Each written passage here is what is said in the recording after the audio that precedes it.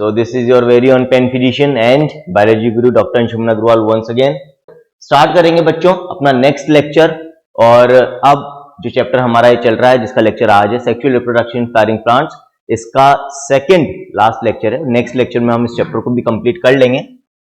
कौन सा टॉपिक पढ़ना है बच्चों अपने को आज? Double fertilisation plus post fertilisation events हम स्टार्ट कर देंगे। तो इस चैप्टर में हम क्या देख रहे थे? एंजियोस्पर्म्स यानी कि फ्लावरिंग प्लांट्स के अंदर सेक्सुअल रिप्रोडक्शन का जो प्रोसेस होता है उसमें कौन कौन से इवेंट्स होते हैं, कौन कौन से स्ट्रक्चर्स इन्वॉल्व होते हैं, कैसे पूरा प्रोसेस होता है, क्या चीजें उसमें देखने को मिलती है।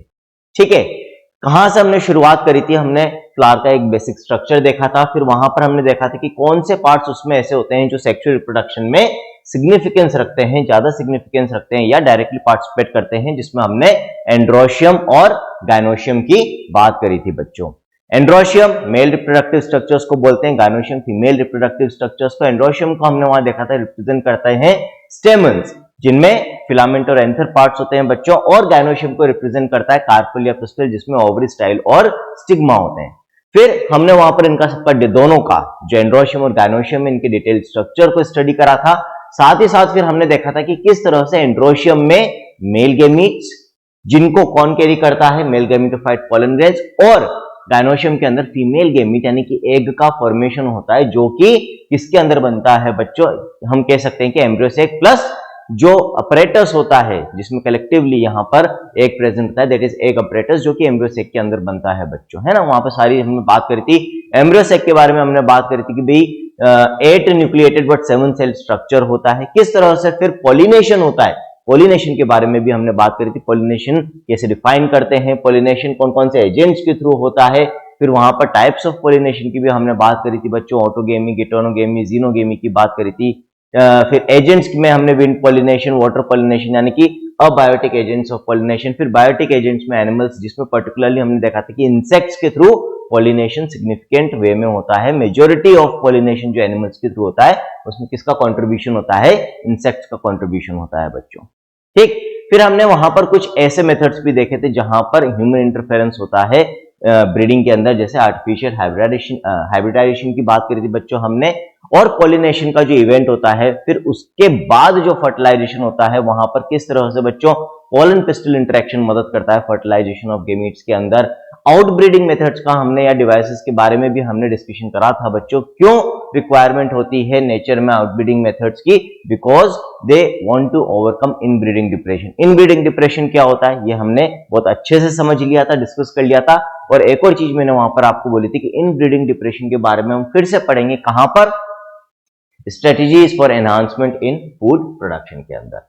तो आई होप जितना मैंने अभी तक आप लोगों को पढ़ाया है इस चैप्टर के अंदर और बाकी चैप्टर्स के अंदर भी आपको समझ में आ गया होगा बच्चों, है ना। अब गैमीट्स बन चुके हैं, पॉलिनेशन हो चुका है। जो मेल गैमीट्स हैं in the form of pollen grains कहां पहुंच चुके हैं बच्चों? स्टिग्मा ऑफ द कार्पल पे पहुंच चुके हैं। ठीक है, अब क्या होगा? फर्टिलाइजेशन। ठीक, लेकिन एंजियोस्पर्म्स के अंदर फर्टिलाइजेशन जो होता है बच्चों वो यूनिक होता है, कुछ स्पेशल होता है बाकी प्लांट्स के कंपैरिजन में, और इसीलिए या बाकी ऑर्गेनिजम्स में जो सेक्सुअल रिप्रोडक्शन होता है उसके कंपैरिजन में, और इसीलिए यहां पर इसको हम डबल फर्टिलाइजेशन नाम देते हैं। तो after entering one of the synergids the pollen tube releases the 2 male gametes into the cytoplasm of the synergid. तो बच्चों ये मैंने कल भी आपको समझाया था कि भाई किस तरह से चीजें होती हैं। हम थोड़ा सा एक छोटा सा डायग्राम बना लेते हैं यहां पर वापस से एक बार। सेपल्स, पेटल्स फ्लावर की, ठीक है।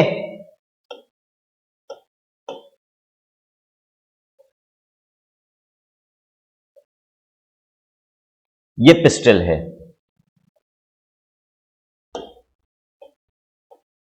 Pollen grains. अब पोलन ग्रेन्स बच्चों जब स्टिग्मा पर आते हैं तो यहां से ये एक पोलन ट्यूब बनाएंगे जो स्टिग्मा और स्टाइल से होती हुई ओवरी तक पहुंचेगी। ठीक है, ओवरी के अंदर इस समय क्या बन चुका होगा बच्चों? ओवरी के अंदर इस समय बन चुका है एम्ब्रियो सेक। ठीक है, यहां पर ये एंटीपोडल्स हैं बच्चों, यहां पर सिनर्जिड सेल्स है, और जो एग सेल है बच्चों जिसके साथ फ्यूजन होना है यहां पर, वो एग सेल कहां पर है? वो एग सेल यहां पर। This is the egg cell, है ना। ये फीमेल गेमिट हो गया। बीच में हमने बात करी थी क्या होते हैं बच्चों, दो पोलर न्यूक्लियाई होते हैं। तो ये जो पोलन ट्यूब यहां पर बन रही है बच्चों, ये पोलन ट्यूब स्टाइल और ओवरी से होती हुई कहां पहुंचेगी, इस एम्ब्रियो सैक में पहुंचेगी। और जो माइक्रोपाइलर एंड होता है बच्चों, जिधर की तरफ एग अपरेटस होता है, मतलब सिनर्जिड सेल्स और एग सेल होती है, उस एंड से ये पोलन ट्यूब अंदर की तरफ एंटर करेगी। इसको एंटर करने में सिनर्जिड सेल के फिलिफॉर्म अपरेटस मदद करते हैं, ये भी मैं आपको बता चुका हूं बच्चों, प्रीवियस लेक्चर्स में हम डिस्कस कर चुके हैं। और इस पोलन ट्यूब के अंदर ये जो पोलन ग्रेन्स हैं बच्चों, क्या रिलीज कर देंगे, अपने मेल गेमीट्स को रिलीज कर देते हैं। कितने मेल गेमीट्स होते हैं हर पोलन ग्रेन के अंदर? 2 होते हैं। क्यों? क्योंकि हमने जब पोलन ग्रेन का स्ट्रक्चर देखा था तो हमने कहा था पोलन ग्रेन या तो 2 सेल स्टेज में शेड ऑफ होता है या 3 सेल स्टेज में शेड ऑफ होता है। 2 सेल स्टेज में होता है तो उसमें एक बड़ी वेजिटेटिव और एक जनरेटिव सेल होती है। 3 सेल में होता है तो तब तक जनरेटिव सेल डिवाइड होकर 2 मेल गेमीट बना चुकी होती है, तो मतलब एक वेजिटेटिव सेल और 2 मेल गेमीट्स होते हैं। तो अल्टीमेटली पोलन ग्रेन के अंदर 2 मेल गेमीट्स बन जाते हैं बच्चों, और ये दोनों मेल गेमीट्स इस पोलन ट्यूब में रिलीज कर दिए जाएंगे। ये दोनों मेल गेमीट्स अल्टीमेटली एंटर करेंगे एम्ब्रियो सैक में। अब इन दोनों मेल गेमीट में से एक मेल गेमीट तो किसके साथ फ्यूज होगा बच्चों? एग के साथ, यानी कि फीमेल गेमीट के साथ।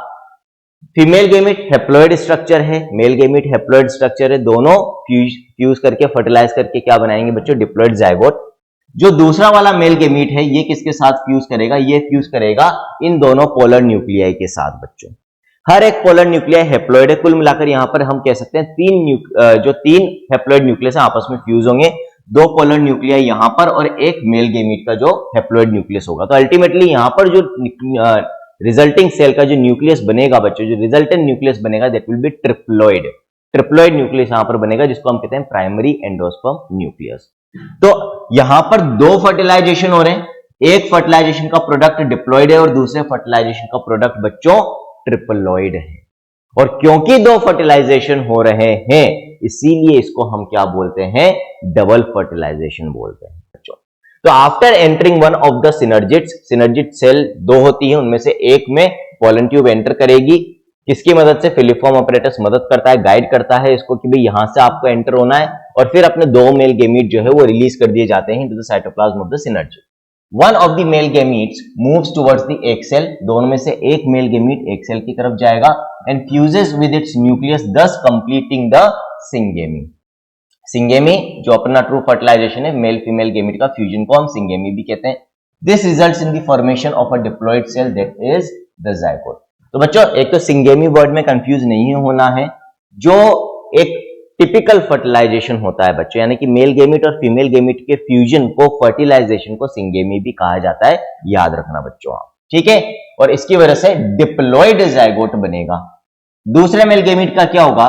The other male gamete moves towards the 2 polar nuclei located in the central cell and fuses with them, जो 2 पोलर न्यूक्लियाई थे सेंट्रल सेल में, टू प्रोड्यूस अ ट्रिप्लॉइड। यहां पर अब ट्रिप्लॉइड स्ट्रक्चर बन रहा है, ट्रिप्लॉइड न्यूक्लियस बन रहा है बच्चों। क्या बोलते हैं उसको हम? PEN, है ना, PEN, primary endosperm nucleus, primary endosperm nucleus, ठीक। As this involves the fusion of 3 haploid nuclei, it is termed as triple fusion. ठीक है, आगे बात समझ में है ना।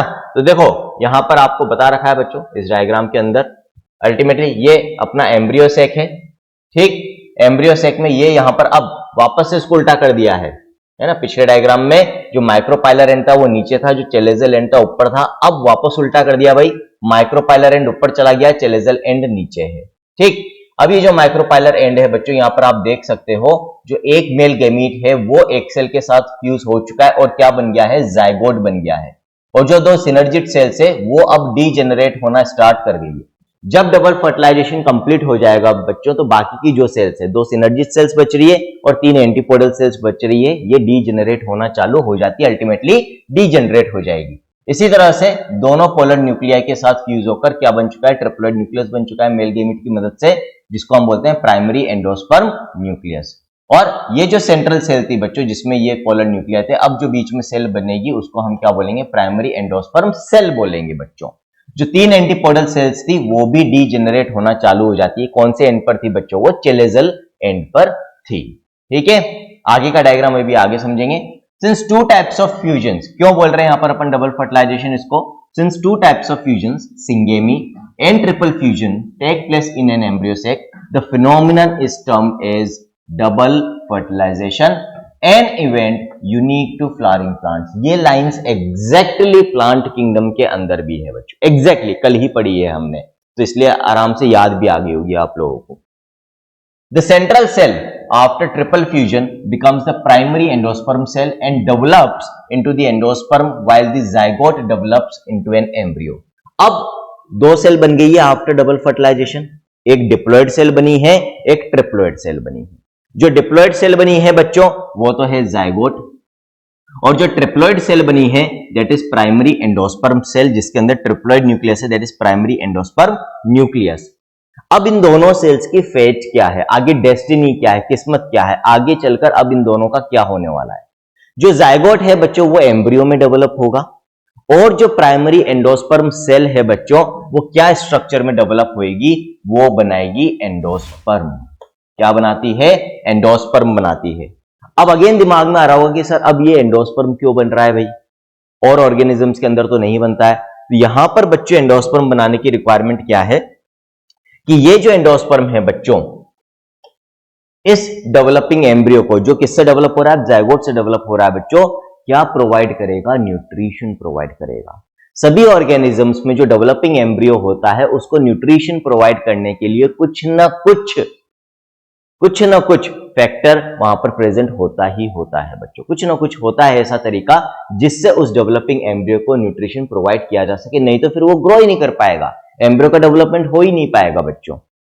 तो सभी ऑर्गेनिजम्स में, जैसे हम ह्यूमंस की बात करें या मैमल्स की हम बात करते हैं बच्चों, जब हम तो वहां पर हम प्लेसेंटा की बात करते हैं कि प्लेसेंटा मदद करता है न्यूट्रिशन प्रोवाइड करने में डेवलपिंग एम्ब्रियो को।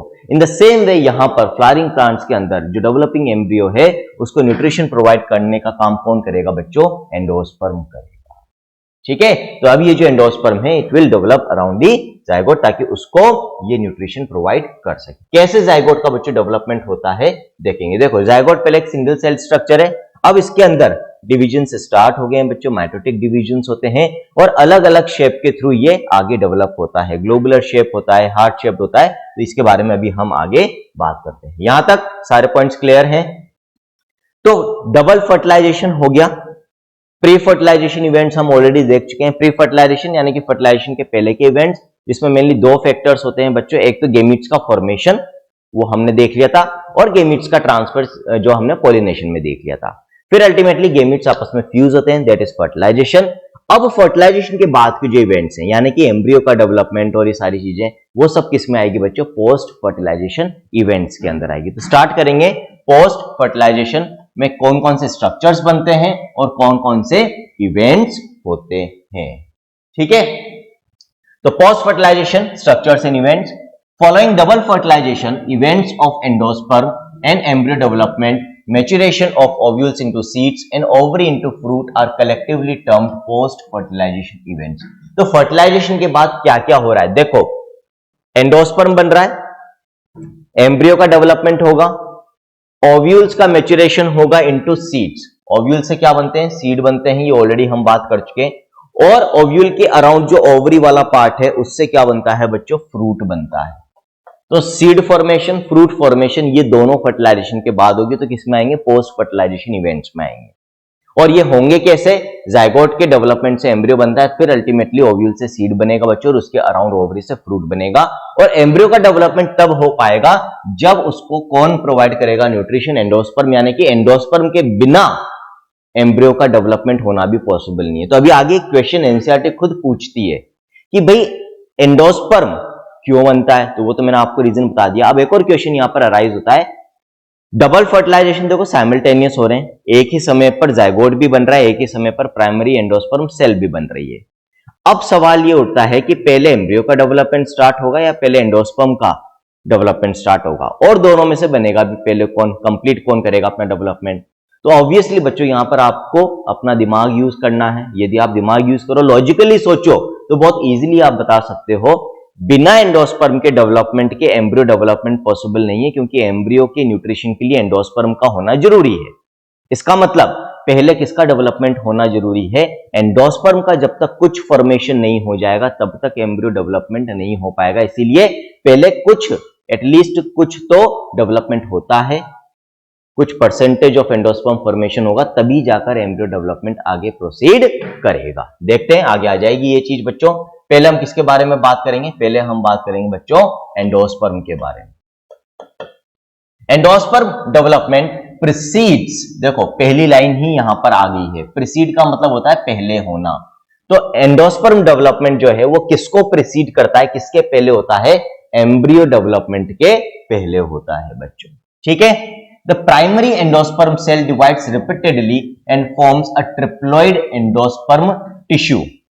Primary endosperm cell single cell structure है। पहले तो जब शुरुआत में बन रहा तब तो एक ही सेल है, वो बार बार डिवाइड करेगी, कलेक्शन ऑफ सेल्स बनाएगी। कलेक्शन ऑफ सेल्स टिश्यू कहलाता है बच्चों। तो क्या बन जाएगा? एंडोस्पर्म टिश्यू बन जाएगा, जो कैसा है? डिप्लॉइड टिश्यू है, ट्रिप्लॉइड टिश्यू है बच्चों, ट्रिप्लॉइड टिश्यू है। और ये एंडोस्पर्म टिश्यू फिर किसको न्यूट्रिशन प्रोवाइड करेगा? डेवलपिंग एम्ब्रियो को। The cells of this tissue are filled with reserve food materials। क्योंकि एंडोस्पर्म का काम न्यूट्रिशन प्रोवाइड करना है, तो ये जो एंडोस्पर्म स्ट्रक्चर है जो कि एक ट्रिप्लॉइड टिश्यू है, इसकी जो सेल्स है बच्चों, हर सेल के अंदर क्या मिलेगा आपको? Reserve food material, stored food material आपको मिलेगा। And these cells of the endosperm tissue are used for the nutrition of the developing embryo. ठीक, इंपॉर्टेंट टॉपिक है बच्चों ये। In the most common type of endosperm development, the PEN यानी कि primary endosperm nucleus undergoes successive nuclear divisions to give rise to free nuclei. This stage of endosperm development is called free nuclear endosperm. Free nuclear divisions की हम कई बार बात कर चुके हैं बच्चों, है ना। हमने जब एम्ब्रियो सेक डेवलपमेंट देखा था वहां पर भी हमने देखा था पहले फ्री न्यूक्लियर डिविजन्स पे, बाद में सेल वॉल फॉर्मेशन होती है और सेल्स का फॉर्मेशन होता है एम्ब्रियो सेक के अंदर। इन द सेम वे यहां पर एनसीईआरटी क्या कह रही है कि देखो वैसे तो एंडोस्पर्म डेवलपमेंट में कुछ वेरिएशंस आपको देखने को मिल सकती है, लेकिन जो मोस्ट कॉमन टाइप ऑफ या मोस्ट कॉमन तरीका जो है, मेथड जो है एंडोस्पर्म डेवलपमेंट का, वो क्या तरीका है बच्चों? सबसे कॉमन तरीके में एंडोस्पर्म जब बनता है तो प्राइमरी एंडोस्पर्म सेल थी, सबसे पहले एक सेल थी जिससे पूरा एंडोस्पर्म टिश्यू बनेगा। तो वहां पर प्रॉपर कंप्लीट सेल डिविजन्स नहीं होते हैं, फ्री न्यूक्लियर डिविजन्स होते हैं। यानी कि जो प्राइमरी एंडोस्पर्म सेल है, यहां पर इस डायग्राम में ही हम देख लेते हैं, ये प्राइमरी एंडोस्पर्म सेल है बच्चों बीच वाली, तो ये इसका न्यूक्लियस है। तो ये न्यूक्लियस डिवाइड होगा और बहुत सारे न्यूक्लियस बनाएगा। इनके आसपास अभी वॉल फॉर्मेशन नहीं हो रही है, ठीक है। तो जब न्यूक्लियर डिविजन्स हुए जा रहे हैं विदाउट द फॉर्मेशन या laying down of the walls, तब हम इसको कहते हैं फ्री न्यूक्लियर डिवीजन बच्चों। तो मोस्ट कॉमनली जो एंडोस्पर्म डेवलपमेंट होता है उसमें पहले कह रहा हूं, सिर्फ नहीं कह रहा हूं, है ना, बाद में वॉल फॉर्मेशन भी होगी, लेकिन पहले क्या होता है? यूजुअली फ्री न्यूक्लियर डिवीजन आपको देखने को मिलेगा बच्चों, ठीक है। आगे बात समझ में यहां तक, आगे देखते हैं हम। So, in the most common type of endosperm development, the pen undergoes successive nuclear divisions to give successive, एक के बाद एक बच्चों, successive word का मतलब होता है एक के बाद एक, continuously successive nuclear divisions to give rise to free nuclei. This stage of endosperm development is called free nuclear endosperm. Subsequently, ultimately फिर cell wall formation होगी बच्चों। तो मैंने क्या बोला था? पहले फ्री न्यूक्लियर डिवीजन होगा, सिर्फ फ्री न्यूक्लियर डिवीजन नहीं हो रहा है, उसके बाद फिर वॉल फॉर्मेशन भी होती है। And the endosperm becomes cellular. शुरुआत में सिर्फ एक ही सेल के अंदर बहुत सारे न्यूक्लियाई बन गए तो हम उसको सेलुलर टिश्यू नहीं बोल सकते। जब वॉल फॉर्मेशन होकर बहुत सारी सेल्स बन जाएगी एंडोस्पर्म टिश्यू में, तो हम कह सकते हैं कि अब ये एक सेलुलर टिश्यू बन गया है, जो कि एक ट्रिप्लॉइड टिश्यू है, क्योंकि ट्रिप्लॉइड सेल्स है। The number of free nuclei formed before cellularization varies greatly. कितने न्यूक्लियाई बनेंगे ये कोई फिक्स नहीं होता है बच्चों। बहुत इंटरेस्टिंग एग्जांपल आपको यहां पर दे रखा है बच्चों एंडोस्पर्म का। नारियल सबने खा रखा होगा, नारियल का पानी भी सबने पी रखा होगा बच्चों। The coconut water from tender coconut that you are familiar with is nothing but free nuclear endosperm made up of thousands of nuclei and the surrounding white kernel is the cellular endosperm. तो बच्चों coconut, नारियल है ना, पकने के बाद आपने देखा है जब हम उसको फोड़ते हैं तो अंदर सफेद पार्ट निकलता है, ठीक है, और बीच में कुछ पानी भी भरा हुआ होता है। दोनों ही चीजें, जो सफेद पार्ट है बच्चों और जो बीच में पानी भरा हुआ है, किसको रिप्रेजेंट कर रहा है? एंडोस्पर्म को रिप्रेजेंट कर रहा है। ठीक है, लेकिन अंतर क्या है? जो बीच में पानी वाला पार्ट है वो फ्री न्यूक्लियर एंडोस्पर्म को रिप्रेजेंट कर रहा है। अभी तक उस वाले पार्ट में वॉल फॉर्मेशन ही, वॉल फॉर्मेशन होगी तो फिर वो लिक्विड फॉर्म में रहता ही नहीं, फ्लूइड फॉर्म में रहता ही नहीं, है ना। और उसका वो पार्ट जिसके अंदर वॉल फॉर्मेशन हो चुकी है, सेल वॉल्स बन के सेल्यूलर हो चुका है जो एंडोस्पर्म, वो क्या फॉर्म ले लेता है? वो सराउंडिंग व्हाइट फॉर्म ले लेता है बच्चों, जिसको हम खाते हैं। और जो पीने वाला पार्ट है वो भी एंडोस्पर्म है, जो खाने वाला पार्ट है नारियल का वो भी एंडोस्पर्म है। अंतर यह है, जो पीने वाला पार्ट है, जो कोकोनट वाटर है बच्चों, वो फ्री न्यूक्लियर एंडोस्पर्म को रिप्रेजेंट कर रहा है, वहां पर फ्री न्यूक्लियाई है।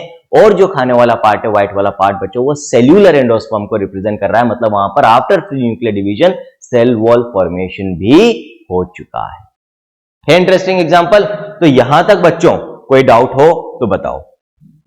एंडोस्पर्म में either be completely consumed by the developing embryo, for example P, groundnut और बीन्स बिफोर सीड मैच्योरेशन, और इट में persist in the mature seed, example castor and coconut, and be used up during seed germination. क्या कहना चाह रहे हैं हम यहां पर? एंडोस्पर्म का फंक्शन हमने क्या बोला है? एंडोस्पर्म का काम होता है डेवलपिंग एम्ब्रियो को न्यूट्रिशन प्रोवाइड करना, यानी कि ये एंडोस्पर्म कंज्यूम होगा, जैसे जैसे एम्ब्रियो डेवलप होगा वो एंडोस्पर्म को कंज्यूम करेगा एक तरीके से, है ना। अब कुछ सीड्स ऐसे हैं जिसमें जब तक प्रॉपर पूरा जो एम्ब्रियो डेवलपमेंट होता है, यानी कि जब एम्ब्रियो डेवलपमेंट देखो पूरा हो जाएगा तो हम कहेंगे सीड मैच्योरेशन हो गया, सीड बन जाएगा ओव्यूल से। तो सीड मैच्योरेशन तक, यानी कि ओव्यूल से सीड फॉर्मेशन तक, कुछ प्लांट्स के अंदर जो डेवलपिंग एम्ब्रियो होता है वो एंडोस्पर्म को पूरा कंज्यूम कर लेता है। मतलब जब तक सीड बनता है तब तक एंडोस्पर्म वाला पार्ट डिसअपियर हो जाता है। इसके कुछ एग्जांपल्स हमें याद रखने हैं बच्चों, पी, ग्राउंडनट एंड बीन्स। ठीक है, लेकिन कुछ एग्जाम्पल्स ऐसे भी हैं जहां पर मैच्योर सीड में भी आपको एंडोस्पर्म मिल जाएगा, पूरी तरह से कंज्यूम नहीं होता है। For example castor and coconut, दोनों सी से हैं, बहुत इजीली आप याद रख सकते हो बच्चों। ठीक है, तो ये दो तरह का फॉर्मेशन यहां पर, मतलब आप देख सकते हैं दो तरह की वेरिएशन यहां पर देख सकते हो। कुछ सीड्स ऐसे होंगे जिसमें आपको एंडोस्पर्म देखने को नहीं मिलेगा, और कुछ सीड्स ऐसे होंगे जहां पर सीड मैच्योरेशन के बाद भी आपको एंडोस्पर्म देखने को मिल जाएगा बच्चों। ठीक, पोस्ट फर्टिलाइजेशन इवेंट में एंडोस्पर्म की हमने बात कर ली है बच्चों। अब एंडोस्पर्म के अलावा जो दूसरा सबसे इंपॉर्टेंट स्ट्रक्चर है जो अल्टीमेटली सीड फॉर्मेशन में पार्टिसिपेट कर रहा है, सीड बनेगा अल्टीमेटली ओव्यूल से तभी बनेगा जब एम्ब्रियो डेवलपमेंट होगा बच्चों, दैट इज एम्ब्रियो, है ना। अब बच्चों यहां पर अगेन जो हमने प्लांट किंगडम में भी बात करी थी मोनोकोट्स और डाइकोट्स की, अगेन यहां पर भी मोनोकोट्स और डाइकोट के रेस्पेक्ट में बात होगी। तो इस टॉपिक को पढ़ाने के पहले मैं चाहता हूं कि एक बार सभी बच्चे प्लांट किंगडम में भी जो हमने थोड़ा सा मोनोकोट्स और डाइकोट्स के बारे में बात करी वहां पर थोड़ा सा देख लें, थोड़ा सा मॉर्फोलॉजी ऑफ फ्लावरिंग प्लांट्स के अंदर भी देख लें, मोनोकोट और डाइकोट वाला टॉपिक देख लेंगे तो यहां पर चीजें और अच्छे से आपको समझ में आएगी, ज्यादा क्लियर हो जाएगी बच्चों, है ना। क्यों? क्योंकि यहां पर आगे कुछ डायग्राम्स ऐसे हैं बच्चों जहां पर ये सारी चीजें काम में आने वाली है ना। ये डायग्राम्स आपको दूसरे चैप्टर्स में भी देखने को मिल जाएंगे, मॉर्फोलॉजी में भी आपको देखने को मिल जाएंगे बच्चों। तो इसीलिए मैं कह रहा हूं कि आप थोड़ा सा मोनोकोट और डाइकोट वाले टॉपिक को मॉर्फोलॉजी में से भी पढ़कर आए तो इट विल बी बेटर। यहां की जो अंडरस्टैंडिंग है वो आपके लिए थोड़ी सी आसान हो जाएगी, है ना। तो इसीलिए अब लास्ट लेक्चर अपना बच रहा है sexual reproduction in flowering plants का। आज के लेक्चर को बच्चों मैं यहीं तक एंडोस्पर्म तक ही वाइंड अप करूंगा। अब इसके बाद कुछ ज्यादा बच नहीं रहा है, एम्ब्रियो सीड के बारे में, फ्रूट के बारे में थोड़ी सी हमें बात करनी है और कुछ नहीं। तो in the next lecture we will complete this chapter. Before that एक तो आप पूरा रिवाइज करोगे, बड़ा चैप्टर है, इंपॉर्टेंट चैप्टर है जितना मैंने अभी तक पढ़ाया है बच्चों, है ना। और थोड़ा सा मोनोकोट्स और डाइकोट्स के बारे में पढ़कर आओगे, पर्टिकुलरली क्या डिफरेंसेस होते हैं सीड के रेस्पेक्ट में। जब हम सीड के स्ट्रक्चर को या एम्ब्रियो के स्ट्रक्चर के बारे में बात करते हैं मोनोकोट्स और डाइकोट्स में, तो वहां पर क्या अंतर होता है थोड़ा सा देखकर आओ बच्चों। मॉर्फोलॉजी में थोड़ा सा देखकर आओगे तो आपके लिए चीजें ज्यादा अच्छे से, मतलब मैं चाहता हूं कि देखो कंसेप्चुअल स्टडी हम कर रहे हैं, कंसेप्चुअल स्टडी में कंसेप्ट तभी समझ में आते हैं जब बेसिक्स क्लियर हो। मैं तो यहां पर बताऊंगा इसे, लेकिन जब मैं बताऊंगा तो आपको अच्छे से चीजें तब समझ में आएगी जब आप भी पढ़कर एक बार आ चुके होंगे। बिल्कुल ब्लैंक आओगे तो फिर लेक्चर वेस्ट जाएगा बच्चों, क्योंकि अब नेक्स्ट और लास्ट लेक्चर के अंदर जो इंपॉर्टेंट चीज है वो ये एम्ब्रियो वाला टॉपिक है बच्चों। सबसे इंपॉर्टेंट टॉपिक अब लास्ट लेक्चर में जो बचा है दैट इज एम्ब्रियो, है ना। तो यहां तक बच्चों और भी कोई डाउट हो तो बता सकते हो। सब कुछ क्लियर? चलो ठीक है।